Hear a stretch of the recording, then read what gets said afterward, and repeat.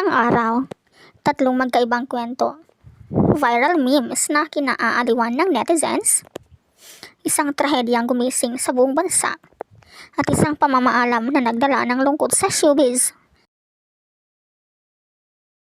Nagsimula bilang simpleng content. Pero bakit nga ba sobrang viral ang Charmaine at Vanessa? Ang trend ay nagugat sa mga comedy skits kung saan ay binigyan ng personalidad ang mga pangalan. Karaniwang inilalarawan si Charmaine bilang maarte, emotional at dramatic. Habang si Vanessa naman ay confident, prangka at minsan ay savage. Mas lalo itong sumikat dahil sa relatable humor. Maraming netizens ang nakaka-relate sa ugali na ipinapakita. Easy to copy format. Kahit sinong pwedeng gumawa ng sariling version. Algorithm boost. Mabilis kumalat sa TikTok at Facebook dahil sa engagement, meme culture, ginawang jokes, captions, at even parody content.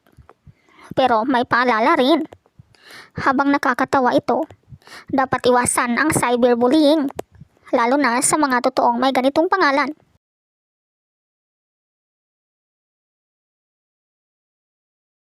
Samantala, isang malungkot na balita ang yumanig sa bansa.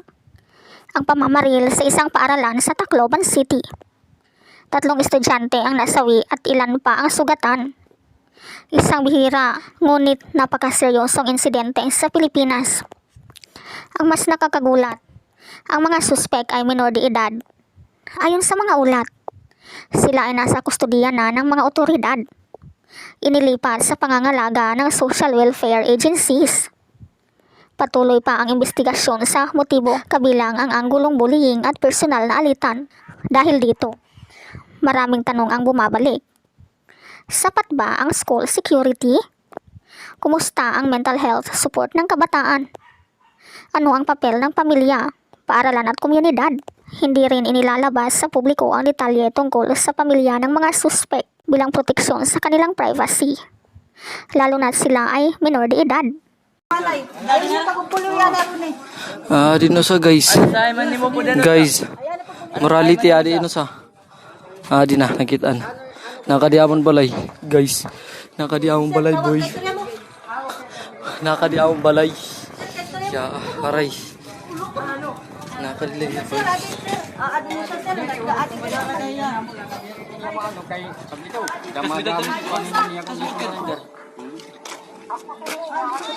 Adik ini cak dulu nih adik. Aring tiya, aring. Ay lang pagpaktik. Puro kakao. Sa showbiz naman, nagluluksa ang ilan sa pagpanaw ni Bitterbonia. Ang kanyang lamay ay dinaluhan ng pamilya, malalapit na kaibigan, at ilang personalidad sa industriya. Isa sa napansin ng publiko ay ang pagdalo ni Sofia Andres na tahimik at simple lamang na nagbigay galang. Sa ganitong sitwasyon, mahalaga ang respeto sa pamilya at pag-iwas sa haka-haka. Ang lamay ay nagsilbing lugar ng pag-alala kung saan ay binibigyang halaga ang buhay, alaala at kontribusyon ng isang tao.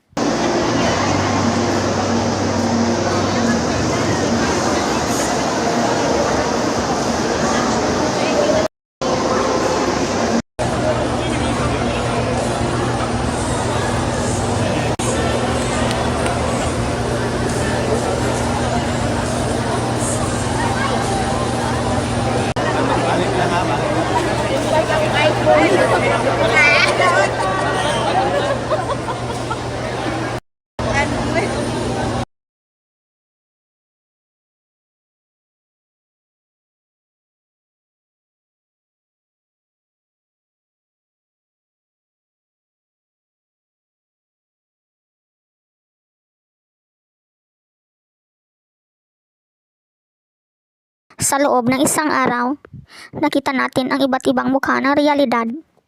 Ang saya ng viral trends, ang sakit ng trahedya, at ang lungkot ng pamamaalam. Bawat trending topic ay may kasamang tunay na kwento. At bilang manonood, may responsibilidad tayong umintindi, hindi lang makisabay. Ikaw, anong masasabi mo dito?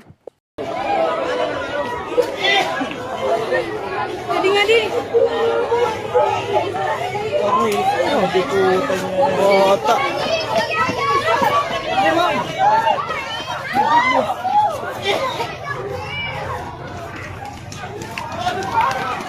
Ay, bakit ang tumay ko?